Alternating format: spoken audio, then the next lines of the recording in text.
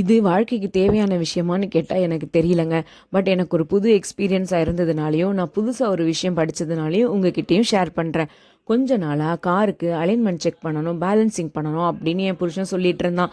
ஏதோ சொல்கிறான் அப்படின்னு நானும் விட்டுட்டேன். இதுக்கு முன்னாடி சர்வீஸ் சென்டரில் கொடுத்த போது அவங்க இது ஒழுங்காக பண்ணலை அப்படின்ட்டு எஸ்கலேட்லாம் பண்ணி மெயில் போட்டுட்டு இருந்தான்.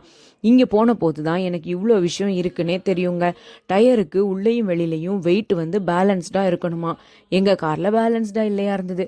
அப்போ என்ன பண்ணாங்கன்னா, ஒரு பாயிண்ட் எல்லாம் மார்க் பண்ணி வெயிட் உள்ள 2 கிளிப்லாம் போட்டு அதை செக் பண்ணாங்க.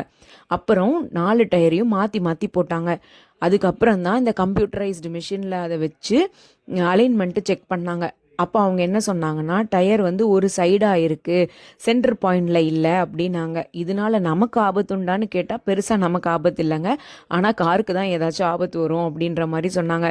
எனக்கு இது கொஞ்சம் பர்சனலாக புதுசாக இருந்தது. இந்த மாதிரி சர்வீஸ் சென்டருக்குலாம் நம்ம அதிகம் போனது இல்லையா. அவங்க பண்ணுறதெல்லாம் நான் ஒரு மாதிரி ஆச்சரியமாக பார்த்துட்டு இருந்தேன்.